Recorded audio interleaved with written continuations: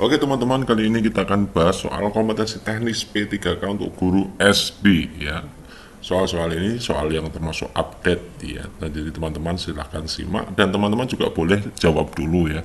Menjawab dulu sehingga nanti teman-teman juga ikut berlatih ya. Tidak hanya sekedar ikut tryout, tapi juga di sini ketika kita bahas teman-teman juga bisa mengerjakan sendiri, kemudian mencocokkan istilahnya ya, menyesuaikan dengan pembahasan gitu. Silakan kita simak dari nomor pertama. Ada beberapa pernyataan, ada 5 pernyataan. Yang pertama, sekian dan terima kasih. Kemudian yang terhormat Bapak Ibu Guru serta rekan-rekan kelas 6 yang sangat saya cintai. Kemudian yang pernyataan kalimat ketiganya, bumi ini semakin tua, bencana dapat terjadi di mana saja. Setahun yang lalu gempa bumi menimpa Yogyakarta bagian selatan. Kemudian yang keempat, pertama-tama marilah kita selalu bersyukur kehadirat Tuhan Yang Maha Esa yang telah melimpahkan rahmat serta hidayahnya kepada kita sehingga pada hari ini masih diberi kesehatan. Kemudian yang kelima, menghadapi bencana yang terkadang di luar perkiraan, satu kuncinya, marilah kita menyerahkan diri kepada Tuhan Yang Maha Esa. Nah, teman-teman diminta untuk mengurutkan teks pidato yang runtut seperti apa. Nah, teman-teman, saya kira teman-teman juga sudah paham bahwa untuk melakukan teks pidato itu yang pertama, kita analisa ya. Yang pertama nomor 2 ini ya. Biasanya seperti itu ya, yang terhormat kepada sekian gitu ya. Kemudian yang kedua ada pertama-tama ini ya, urutannya seperti itu. Kemudian yang ketiga itu kita berikan pernyataan pertama, pernyataan intinya di sini. Bumi ini semakin tua, bencana dapat terjadi di mana saja. Setahun yang lalu gempa bumi menimpa Yogyakarta bagian selatan ya gitu ya. Kemudian bagaimana menghadapi bencana, itu menghadapi bencana yang terkadang di luar perkiraan, satu kuncinya, marilah kita menyerahkan diri kepada Tuhan Yang Maha Esa. Yang terakhir ucapan sekian dan terima kasih. Jadi urutan yang paling benar adalah urutan ini, 2 4 3 5 1 ya. 2 4 3 5 1. Nomor 2, aku punya seorang adik, dia masih bayi waktu itu ibu sedang berbelanja. Aku disuruh ibu untuk menunggunya. Akan tetapi tidak lama kemudian ia bangun dan menangis. Kira-kira kalimat yang tepat untuk melengkapi paragraf tersebut adalah titik-titik. Nah, apakah A, akhirnya adik aku gendong? B, ibu sedang berbelanja keperluan sehari-hari di pasar? C, aku membantu ibuku dengan mengasuh adikku? D, ibu berbelanja ke pasar Ciputat agar jauh dari rumah?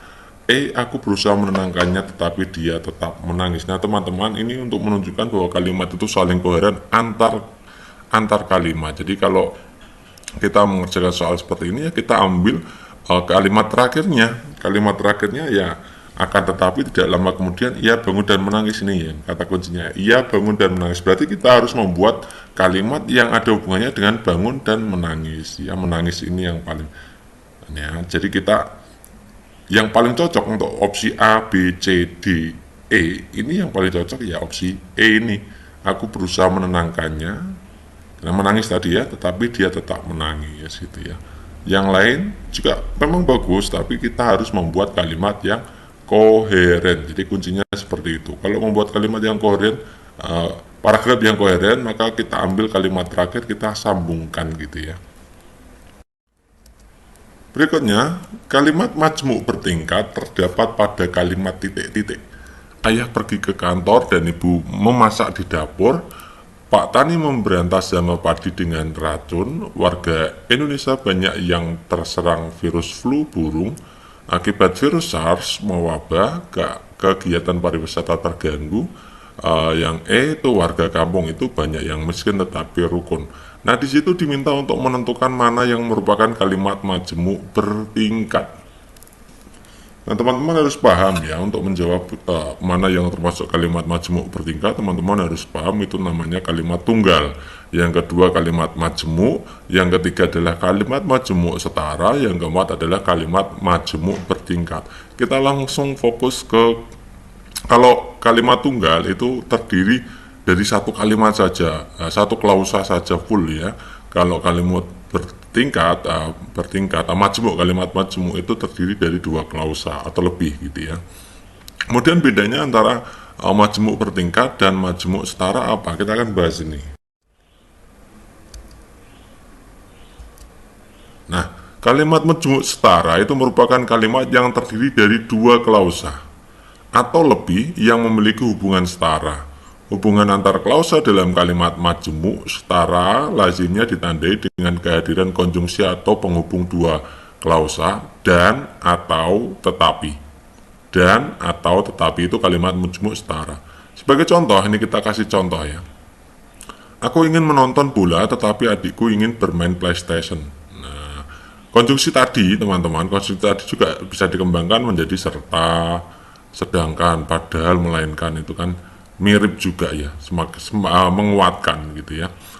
Contoh kedua, Anda dapat mengambil langsung dokumen tersebut di kantor cabang terdekat atau mengunduhnya melalui tautan berikut. Nah, itu ada konjungsi atau, itu juga merupakan kalimat majmuk setara.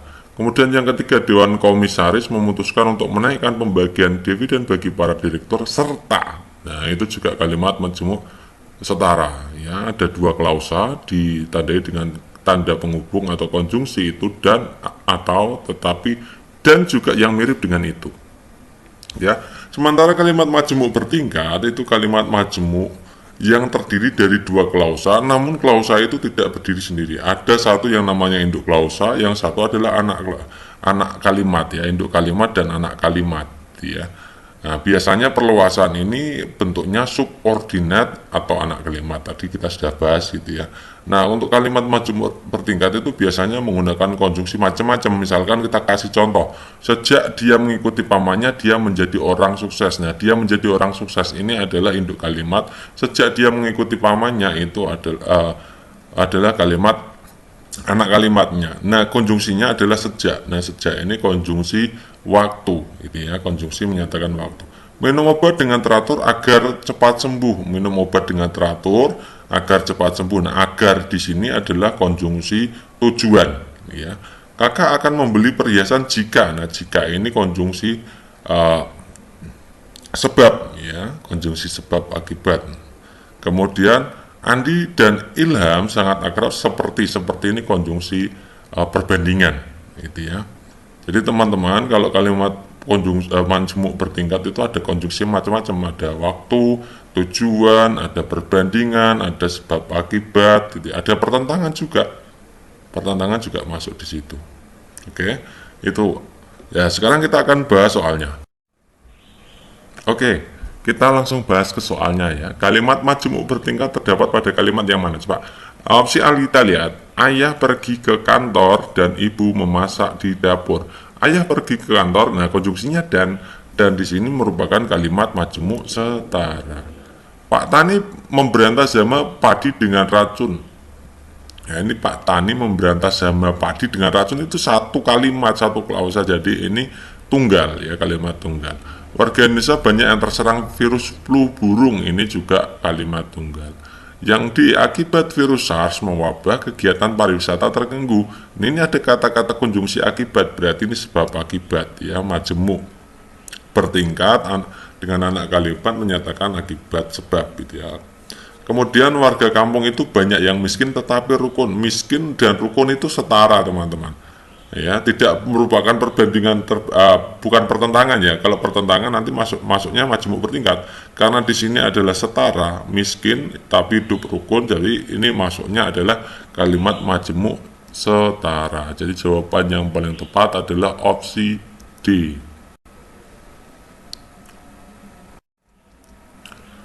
Bahasa dapat digunakan untuk berinteraksi dengan orang lain. Hal ini menunjukkan bahasa memiliki fungsi. Jadi teman-teman ada pertanyaan tentang fungsi bahasa. Ya, apakah instrumental, personal, interaksional, emosional, atau regulatoris? Ya, kita akan bahas satu persatu apa itu fungsi bahasa. Nah, fungsi bahasa itu yang pertama adalah fungsi instrumental. Artinya apa? Bahasa fungsi instrumental adalah penggunaan bahasa dapat dipergunakan untuk melayani lingkungan di mana bahasa tersebut dipergunakan. Ya, serta bahasa dapat menyebabkan terjadinya peristiwa tertentu. Nah, ya. Sebagai contoh, bahasa Indonesia digunakan sebagai bahasa utama dalam rapat anggota DPR. Serta bahasa Indonesia digunakan untuk sekolah-sekolah, itu namanya bahasa sebagai instrumental. Ya. Digunakan alat untuk melayani gitu ya, artinya gitu. Kemudian fungsi regulasi itu penggunaan bahasa untuk mengawasi atau serta mengendalikan peristiwa-peristiwa yang terjadi di lingkungan manusia. Ya, dengan kata lain, fungsi bahasa itu sebagai regulasi atau alat pengawas, alat pengendali gitu ya. Yaitu untuk mengatur mengendalikan penggunaan bahasa dipergunakan oleh masyarakat. Misalkan tanda jalan, belok kiri, belok kanan itu juga menggunakan bahasa dengan fungsi regulasi. Yang ketiga adalah fungsi representasional. Itu artinya apa? Bahasa yang bertujuan untuk menggambarkan maksud dan tujuan tertentu untuk merepresentasikan sesuatu. Ya, maksud dan tujuan tersebut bisa berupa fakta dari pengetahuan, menjelaskan suatu peristiwa, melaporkan sesuatu, serta lain-lainnya. Sebagai contoh, ketika terjadi kecelakaan lalu lintas di suatu tempat, terdapat jumlah wartawan yang meliput menyampaikan peristiwa tersebut dalam stasiun televisi. Itu berarti bahasa sebagai fungsi representasional. Kemudian bahasa berfungsi sebagai interaksional, itu artinya bahasa dipergunakan sebagai media dalam menjamin terjadinya interaksi. Nah, itu tadi yang ditanyakan kan interaksi gitu ya. Kemudian fungsi personal, itu bahasa dipergunakan sebagai alat dalam ekspresi diri ya, mengenai emosi, pendapat, perasaan dan lain-lain.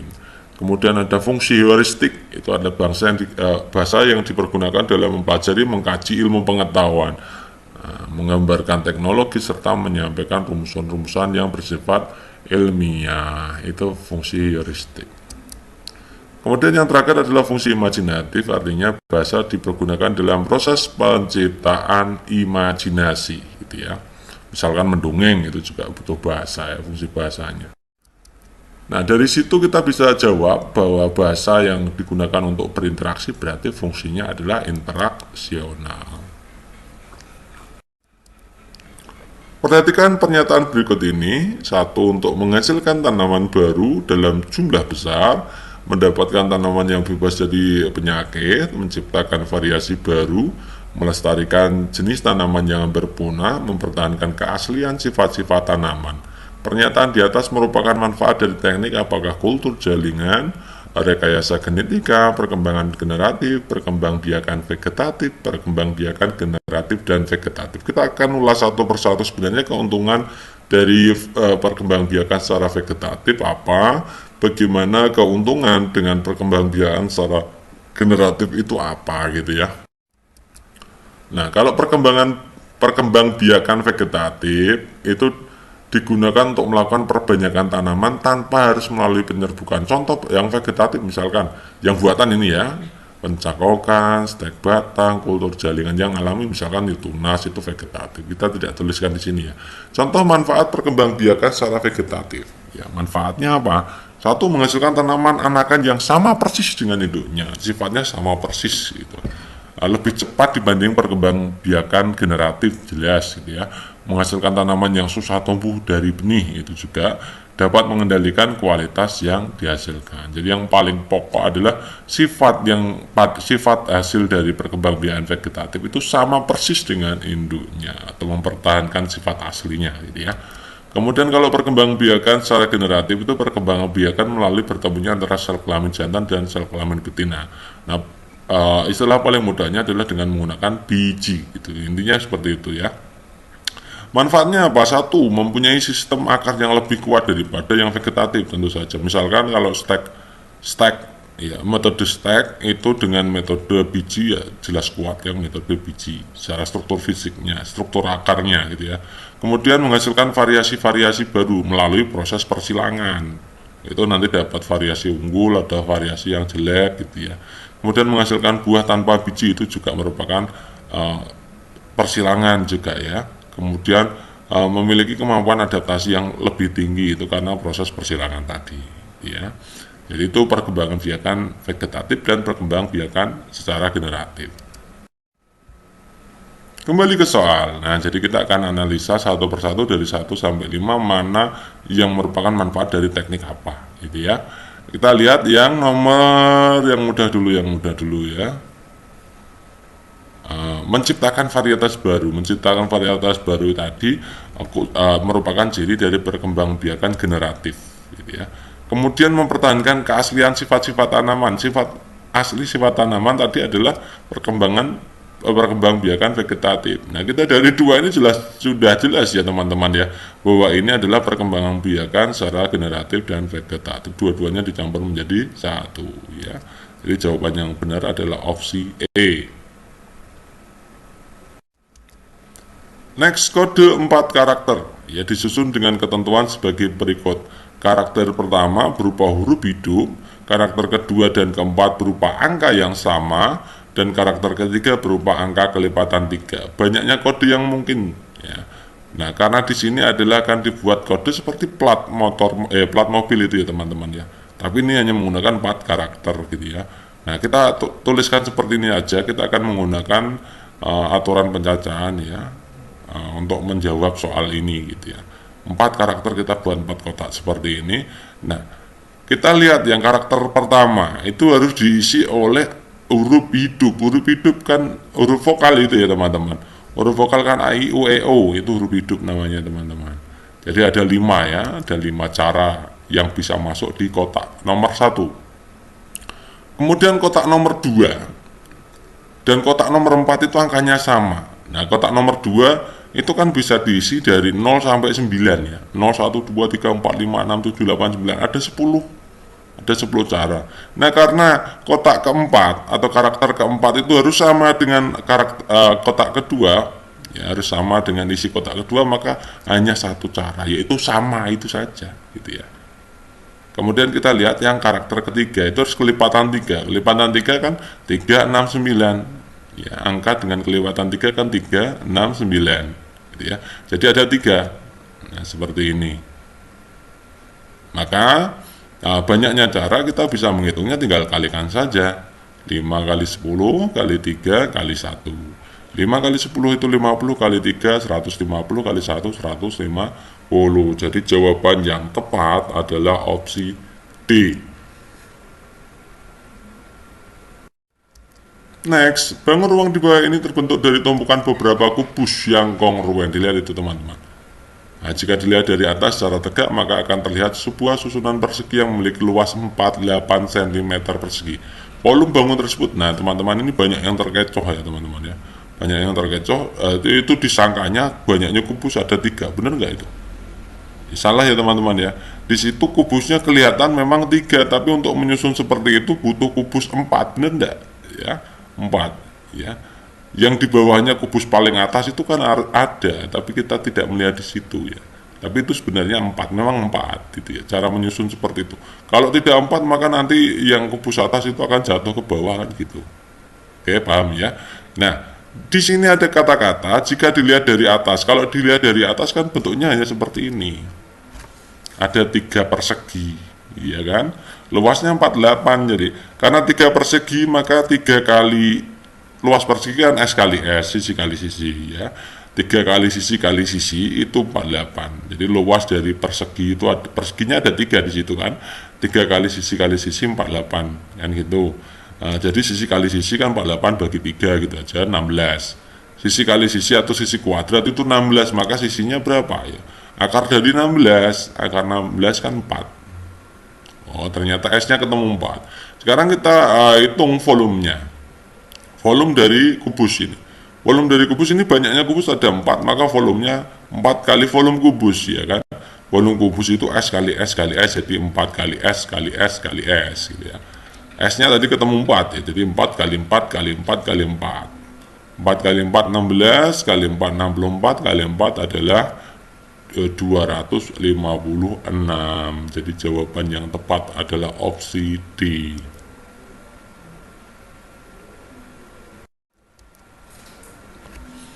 Penggunaan rubrik analitik untuk penilaian KD menyajikan hasil identifikasi nilai-nilai Pancasila dalam kehidupan sehari-hari. Mata pelajaran PPKN kelas 5 SD dimaksudkan untuk menilai kompetensi keterampilan yang apa. Nah, di situ kata-katanya adalah menyajikan. Jelas ya, menyajikan itu adalah di ranah keterampilan atau psikomotorik ya. Kalau menganalisis, teman-teman juga sudah paham ya, menganalisis itu ranahnya adalah ranah pengetahuan. Melakukan itu juga pengetahuan, tapi juga keterampilan ya. Kalau ini pengetahuan dan keterampilan. Melakukan pada pengetahuan itu di level C3, Ya, kalau menganalisis tadi kan C4. Kemudian kalau keterampilan ya masuknya di keterampilan melakukan itu ada di P berapa, kan macam-macam ya, ada imitasi, ada modifikasi, ada presisi. Nah, itu juga ada melakukannya. Kemudian mempresentasikan itu otomatis keterampilan. Mempresentasikan itu hanya keterampilan saja. Menjelaskan itu pengetahuan C2. Tidak saya tulis di situ ya, yang penting pengetahuan. Mengevaluasi itu juga C5. Nah, karena melakukan itu termasuk pengetahuan, maka yang ditanyakan kan hanya harus keterampilan saja, maka jawabannya yang paling tepat kalau menyajikan itu yang mempresentasikan. Jadi jawaban yang tepat adalah opsi C. Bola sebanyak 21 diberi nomor secara urut dari 0 sampai 20. Ingat teman-teman, bolanya ada 21. 0 sampai 20 itu ada 21 ya, jangan lupa. Nah, jika 19 bola diantaranya dimasukkan ke kantong tertutup, maka banyaknya ragam. Berarti kalau kita bisa tulis, berarti itu merupakan kombinatori dari 21 diambil 19. Kan 21 totalnya. 21 bola akan dipilih 19 bola. Caranya seperti ini. Nah, 21 C 21 19 itu artinya 21 yang bagian atas 21 dikasih faktorial. Faktorial itu artinya perkalian sampai ke bawah angka 1. Ya, misalkan 21 faktorial itu 21 kali 20 kali 19, 18, 17 kali kan terus sampai angka 1. 19 faktorial, terus yang dikurung itu 21 kurangi 19 ya, karena di situ dipilih 21 dari 19 kan, dipilih 19 dari 21 maksudnya. Kan begini ya teman-teman ya, cara rumusnya kombinasi itu seperti ini. Nah, kalau ditulis sederhananya lagi kan 21 faktorial, 19 faktorial, yang 21 dikurangi 19 kan 2, jadi 2 faktorial. Oke. Nah, kita tulis saja yang sederhana untuk bisa dicoret ya, untuk bisa disederhanakan. 21 faktorial itu kan bisa ditulis 21 kali 20 kali 19 faktorial. 19 faktorial itu artinya ya 19 kali sampai 18, 17 sampai angka 1 ya. Kenapa Kak tidak saya tulis? Terlalu panjang. Saya inginnya kan nanti bisa dicoret ya. 2 faktorial itu 2 kali 1 jelas ya. Nah, kalau 19 dengan 19 faktorial, 19 faktorial dengan 19 faktorial kan bisa kita coret gini ya supaya mudah. Kemudian 2 dan 20 bisa dicoret juga. 2 dengan 20 kan 10 berarti ya. Jadi 21 kali 10 per 1 gitu ya. Jadi 210. Jadi jawaban yang tepat adalah opsi B. Seorang siswa mengamati gambar berikut. Bis gambarnya seperti ini. Setelah mengamati gambar, siswa tersebut mendapat bahwa setengah itu kurang dari seperempat. Siswa tersebut gagal dalam apa? Setengah kan harusnya lebih dari seperempat ya teman-teman ya. Setengah itu lebih dari seperempat. Tapi kok di sini anak-anak menyebutkan bahwa setengah itu kurang dari seperempat. Apa yang salah? Kenapa siswa tersebut gagal memahami? Ya, coba kita lihat satu persatu ya. Membagi daerah lingkaran. Kalau seperempat benar enggak itu gambar lingkarannya pembagiannya? Betul, seperempat ya itu. Dibagi 4, satunya dapat 1 berarti 1/4. Yang setengah benar enggak gambarnya? Membaginya lingkaran. Benar. Ya kalau setengah pasti gambarnya seperti itu. Berarti membagi daerah lingkaran itu anak-anak sudah bisa. Kita kasih centang. Kita akan cari yang tidak bisa gitu ya. Membuat lingkaran jelas bisa, itu kanan dan kiri itu lingkarannya bagus ya, mulus semua, jadi bisa. Kita lihat yang B yang BB menyimpulkan setengah. Betul tidak itu simbol setengah? Gambarnya dilihat yang sebelah kiri. Ya benar ya, setengah itu ya seperti itu. Nah, membandingkan luas, benar nggak membandingkan luas? Dilihat itu. Ya membandingkan luas itu maksudnya gini teman-teman. Yang sebelah kanan seperempat itulah. Luasnya kan agak luas ya, luas. Yang setengah kecil ya, di situ kecil. Berarti kalau membandingkan luas kan besar setengah. Menyimpulkannya benar, ini benar. Yang opsi A benar membandingkan luas. Yang tidak paham adalah memahami satuan. Ya, ini jadi jawabannya ini. Memahami satu satuan. Artinya apa? Kalau mau membandingkan setengah dan seperempat, maka luasannya harus sama. Ya, luasannya harus sama. Berarti artinya satu satuannya tidak bisa, gitu ya. satu satuan luasnya tidak sama kan, berarti memahami satu satuannya belum bisa. Di jawaban yang benar adalah opsi C. Salah satu KD kelas 4 di sekolah dasar adalah sebagai berikut. KD-nya 3.7 menerapkan sifat-sifat cahaya dan keterkaitannya dengan indera penglihatan. Indikator pencapaian kompetensi yang dapat disusun berdasarkan karya tersebut bagi pembelajaran di kelas 4 adalah titik-titik. Diminta kita mencari indeks pencapaian kompetensi atau IPK kuncinya. IPK kuncinya yang mana? Ya, kita lihat itu menerapkan. KD-nya menerapkan. Jadi teman-teman kalau mengerjakan mencari IPK, indeks pencapaian kompetensi inti atau kunci, itu teman-teman harus memahami dulu ranah dari kognitif, ya, ranah dari pengetahuan. Kita sudah pernah bahas ini ya. Jadi kita lihat kata kerjanya, kemudian kita cocokkan dengan ranahnya. Nah, teman-teman juga sudah saya kasih ini berkali-kali. C1 itu mengingat, itu menyebutkan, meniru, mengulang, mendaftar. Kalau C2 memahami, itu menjelaskan, mengklasifikasi, menerima, melaporkan, mengkategorikan. C3 mengaplikasi, itu menggunakan, mendemonstrasikan, mengilustrasikan, mengoperasikan, menentukan, melakukan, dan seterusnya.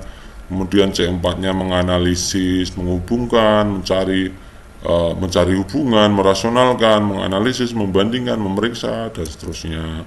C5 evaluasi, itu menyimpulkan, mengevaluasi, menilai, menyanggah, menguji, membandingkan, memilih, dan seterusnya lah, banyak ya. Yang terakhir adalah C6 itu mencipta, mengkonstruksi, mendesain, mengkreasi, mengembangkan, menulis, menformulasikan. Nah, dari sini kita bisa jawab ya teman-teman. Menerapkan itu berarti tadi apa? Penerapan itu aplikasi, jadi C3. Ya. Kita lihat opsi A. Peserta didik dapat menjelaskan sifat-sifat cahaya. Ini menjelaskan sifat-sifat. Berarti maksudnya menjelaskan, berarti C2, menjelaskan dalam arti C2. Yang B, peserta didik mampu menyebutkan jenis-jenis sumber cahaya. Menyebutkan itu berarti masuknya di C1. Peserta didik dapat membuat itu setara dengan melakukan, berarti masuknya di C3. Peserta didik menjelaskan pengaruh itu sama dengan menganalisis pengaruh, tidak sama dengan menjelaskan sifat. Beda ya teman-teman. Yang A itu menjelaskan tapi menjelaskan sifat. Mudah, berarti maksudnya C2 yang menjelaskan sifat. Di sini menjelaskan pengaruh itu artinya sama dengan menganalisis pengaruh, mencari pengaruh, mencari hubungan, menelaah pengaruh. Itu berarti masuknya di C4. Ya, C4 gitu ya. Kemudian yang terakhir, peserta didik memahami sifat-sifat cermin datar. Sifat-sifat cermin datar memahami berarti masuknya di C2. Maka indikator pencapaian kompetensi yang kunci yang mana? Yang sama, jadi opsi C.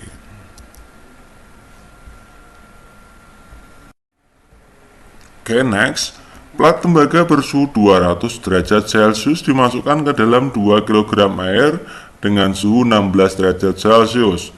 Setelah beberapa saat terjadi keseimbangan suhu air dan tembaga sebesar 40 derajat Celcius. Berdasarkan data tersebut, massa dan kalori jenis tembaga dibandingkan dengan massa dan kalori jenis air apa? Apakah A, massa tembaga lebih kecil daripada massa air, tapi kalori jenis tembaganya lebih besar daripada kalori jenis air? Yang B, massa tembaga dan kalori jenisnya lebih besar daripada massa dan kalori jenis air. Yang C, massa tembaga dan kalori jenisnya sama dengan massa dan kalori jenis air. Kemudian D, massa tembaga lebih besar daripada massa air tetapi kalori jenisnya lebih kecil daripada kalori jenis air. Kemudian yang E itu massa tembaga dan kalori jenisnya lebih kecil daripada massa dan kalori jenis air. Oke, kita akan bahas ini dengan menggunakan aturan prosedur rumus gitu ya. Teman-teman, ini yang diketahui, TB itu artinya suhu tembaga 200 derajat Celcius ya. MA itu massa air itu 2 kg, TA itu suhu air itu 16 dan suhu campurannya 40.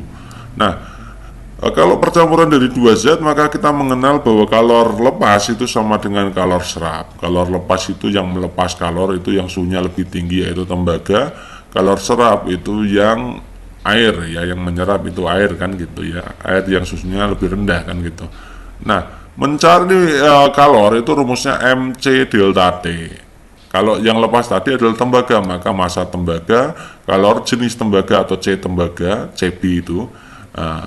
Delta T perubahan suhunya, bagaimana perubahan suhunya? Dari 200 menjadi 40, berarti 200 dikurangi 40. Kemudian Q serapnya yang air, massa air, kalor jenis air, perubahan suhunya atau delta T-nya dari 16 menjadi 40, berarti perubahannya berapa ya? 40 dikurangi 16 gitu ya.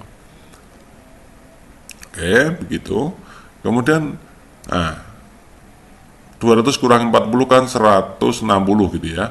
40 dikurangi 16 adalah 24. Kalau kita perkecil masing-masing kita bagi dengan 8, maka ini 160 kita bagi 8 kan 20, 24 bagi 8 3. Nah, kalau kita buat dalam bentuk perbandingan, MA kali CA-nya pindah ke ruas kiri, karena itu kali maka pindah ruas kiri jadi bagi. Ya, MB kali CB dibagi MA kali CA sama dengan 3/20. 20-nya pindah ke kanan jadi per kan gitu ya. Yang MA CA pindah ke kiri jadi per juga kan gitu. Jadi seperti itu cara mengerjakannya. Nah, di situ teman-teman bisa lihat hubungannya ya. MB massa tembaga dan kalor jenis tembaga itu kan nilainya 3. Massa air dikalikan kalor jenis air kan 20, besar mana? Ya besar air, berarti massa tembaga dan kalor jenis tembaga itu lebih kecil daripada massa air dan kalor jenis air. Jadi jawaban yang tepat ya, jadi yang jawaban yang tepat dari opsi A sampai E itu adalah yang ini, yang E.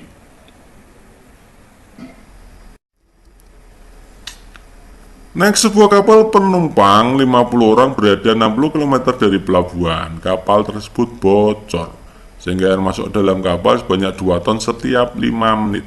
Jika kapal tersebut kemasukan 72 ton air, maka akan tenggelam. Berarti maksimal itu kebocorannya adalah 72 ton air gitu ya. Dalam kapal tersebut ada pompa air yang memompa air, tapi kapasitas pompanya hanya 12 ton per jamnya. Hitung kecepatan minimum kapal tersebut agar kapal sekurang-kurangnya tenggelam tepat di pelabuhan sehingga para penumpang dapat diselamatkan. Oke teman-teman, kalau mengerjakan soal seperti ini fokus dulu ya tentang debit ya. Ketika bocor, itu debit kebocoran ya. Debit kebocoran itu debit air yang masuk, itu kita tulis. Nah, ternyata di situ satuannya adalah ton menit ya, 2 ton setiap 5 menit gitu ya. Kemudian pompanya yang keluar mengurangi debit bocor kan, berarti debit pompanya kan 12 ton per jam gitu ya. Tadi yang 2 ton per 5 menit tadi ubah dulu menjadi ton per jam, karena supaya sama antara debit yang bocor dengan debit pompa kan gitu ya. 2 ton 5 menit 2 ton 5 menit ya, kalau dijadikan jam kan 1 jam itu kan apa itu namanya 12 kali 5 menitan kan ya. Kalau 5 menit jadi 1 jam, kalau 2 ton jadi berapa? 5 menjadi 60 kan kali 12, berarti 2 kali 12 24 kan gitu, paham ya teman-teman ya. Kenapa 2 ton setiap 5 menit ini berubah menjadi 24 setiap 1 jam ya. 1 jam itu 60 menit, 5 menit 2 ton, 10 menit 4 ton gitu. Teman-teman bisa pakai itu, nanti ketemunya adalah di 24 ya. Itu sama, satuannya sudah sama, ton jam. Maka debit yang masuk ya, debit air yang masuk kan berarti debit kebocoran tadi yang masuk dikurangi pompa kan gitu ya.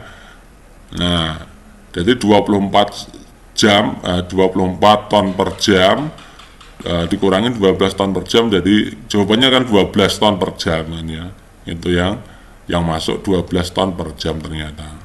Nah, waktu maksimal kan kita bisa menghitung volume maksimal kemasukan atau volume maksimal bocornya 72 ton ya, dibagi dengan 12 tadi, debit masuknya tadi 12, 72 dibagi 12 ketemunya 6 jam. Oh, berarti kapal itu tenggelam 6 jam, nanti pasti tenggelam maksimal 6 jam. Nah, lebih dari 6 jam pasti sudah tenggelam ya gitu. Nah, maka kecepatannya berapa supaya enak? Di situ kan ada jaraknya 60 km ya. Kecepatan kan rumusnya jarak dibagi waktu. Jaraknya 60 km, waktunya 6 jam. Berarti kan jarak kecepatannya berarti 60 dibagi 6 ketemunya 10 km per jam. Kalau 10 km per jam pasti sampai di tepat di daratannya. Gitu ya. Lebih cepat, lebih bagus gitu. Jadi jawaban yang paling tepat adalah opsi nomor 5. Pompa A mampu memompa air dengan debit 100 liter per menit. Ya, pompa B 150 liter per menit. Kedua pompa digunakan bersama-sama untuk menguras air sebanyak 100.000 liter. Setelah 5 jam pertama pemakaian, ternyata pompa B rusak. Nah, sedangkan pompa A masih bisa digunakan. Lama waktu untuk mengurus seluruh isi kolam tersebut adalah titik-titik jam. Nah teman-teman, ini soal ini sudah pernah keluar tapi angkanya berbeda. Jadi kesimpulannya apa teman-teman? Berarti ini soalnya termasuk soal urgent ya, soal yang perlu mendapatkan perhatian lebih dari teman-teman. Nah, artinya ini termasuk indikator kunci lah, kisi-kisi kuncinya ini ya. Jadi teman-teman harus bisa caranya menyelesaikan soal ini. Oke, kita langsung bahas ya. Ini pompa A dan pompa B itu bekerja 5 jam pertama, kita hitung ya. Pompa A ketika mengerjakan 5 jam pertama, tinggal kalikan saja, kan 100 debitnya. 5 jam itu kan satuannya menit ya. Jadi 5 jam berarti 5 kali 60. Nah, 5 itu 5 jam itu kalau dijadikan menit kan 5 kali 60 ya kan. 1 jamnya kan 60 menit. Jadi 100 kali 5 kali 60 ketemunya 30.000 liter. Oke, sekarang kita kerjakan yang B. B selama 5 jam, tinggal kalikan saja. 150 kali 5 kali 60, ternyata jawabannya adalah 45.000 liter. Nah, pompa A dan pompa B itu berarti kalau selama 5 jam itu dapat memompa berapa? Ya, dijumlahkan 30.000 liter ditambah 45.000 liter. Hasilnya adalah 75.000 liter gitu ya. Berarti sisanya berapa? Sisanya berarti 100 liter dikurangkan dengan 75.000 liter, jawabannya berarti sisanya 25.000 liter. Nah, 25.000 liter itu akan dikerjakan oleh pompa A karena pompa B nya rusak ya. Jadi kalau dikerjakan dengan pompa A berarti waktu, untuk mencari waktu kan tinggal bagi saja volume sisa dibagi dengan debit A, karena yang bekerja adalah pompa A. Volume sisanya 25.000, debitnya adalah 100, jadi 25.000 dibagi 100, jawabannya adalah 250 menit. Nah, 250 menit itu kan 4 jam 10 menit gitu ya teman-teman ya. Jadi waktu totalnya ya, pertama kan dua-duanya bekerja 5 jam ya, 5 jam kita tambahkan dengan waktu sisanya tadi untuk menyelesaikan sisa, yaitu 4 jam 10 menit. Jadi totalnya adalah 9 jam 10 menit tuh. Itu opsi pilihan gandanya kok tidak ada yang 9 jam 10 menit. Nah teman-teman, banyak yang salah ini ya, karena kalau menjawab 9 jam ya, itu kan opsi yang memenuhi, yang mungkin teman-teman akan terkecoh dengan opsi C 9 jam gitu ya. Kalau 9 jam artinya itu airnya belum selesai teman-teman, karena ketika 9 jam itu belum selesai, masih butuh waktu lagi 10 menit. Nah tapi kalau 10 jam otomatis sudah selesai, sudah terlampaui, sudah habis ya. Jadi jawaban yang tepat itu yang ini, dinaikkan atau dibulatkan ke atas ya teman-teman ya. Kalau 9 jam 10 menit itu tetap ditulis 10 jam. Seandainya di situ adalah 9 jam 1 menit saja, maka ketika teman-teman menjawab 9 jam itu belum selesai, maka jawabannya adalah 10 jam gitu ya teman-teman ya. Jadi opsi yang paling tepat adalah opsi A. Nomor berikutnya, nomor 13, ini tentang energi kinetik. Ini kelihatannya sudah pernah kita bahas ya, mungkin cuma angkanya diganti gitu ya. Sepeda motor dengan massa 1000 kg bergerak dengan kecepatan 40 meter per second ya. Energi kinetiknya berapa? Langsung gitu ya. Massa 1000 kg sudah sesuai standar internasional, jadi tidak perlu kita ubah. Kecepatannya 40 meter per second juga sudah sesuai dengan standar internasional. Energi kinetik rumusnya ini teman-teman ya, dihafalkan. Jadi teman-teman harus menghafalkan rumus energi potensial, energi kinetik, energi mekanik ya. Energi potensial itu mgh, energi kinetik itu setengah mv kuadrat, energi mekanik itu energi potensial ditambah energi kinetik. Hafal tiga-tiganya, nanti mudah mengerjakan soal-soal seperti ini. Ini soal IPA ya teman-teman. Ya, kita masukkan setengah kali 1000, V-nya dikuadratkan jadi 40 kuadrat. Setengah kali 1000 dihitung dulu boleh 500, 40 kuadrat 1600, 500 kali 1600 ketemunya 800.000. Satuannya Joule ya. Satuan standar dari energi itu Joule atau usaha itu Joule ya. Nah, di situ di opsi pilihan gandanya satuannya adalah kilojoule, maka kita ubah dulu Joule menjadi kilojoule. Nah, kalau mengubah menjadi kilojoule berarti kita bagi 1000, 800.000 kita bagi 1000, jawabannya adalah 800 kilojoule. Jadi jawaban yang paling tepat adalah opsi D, 800 kilojoule. Next, nomor 17, perhatikan kegiatan pembelajaran di bawah ini. Peserta didik menyelesaikan masalah dengan mengacu pada rancangan yang telah dibuat. Peserta didik menuangkan cara penyelesaian masalah pada kertas plano. Peserta didik menempelkan hasil. Nah, ini kelihatannya kita juga sudah pernah bahas ini tentang sintaks problem based learning. Langsung kita langsung menuju ke sintaksnya ya. Tadi ada membuat kertas plano kemudian menempelkannya. Berarti ini masuknya di sini teman-teman ya. Ya.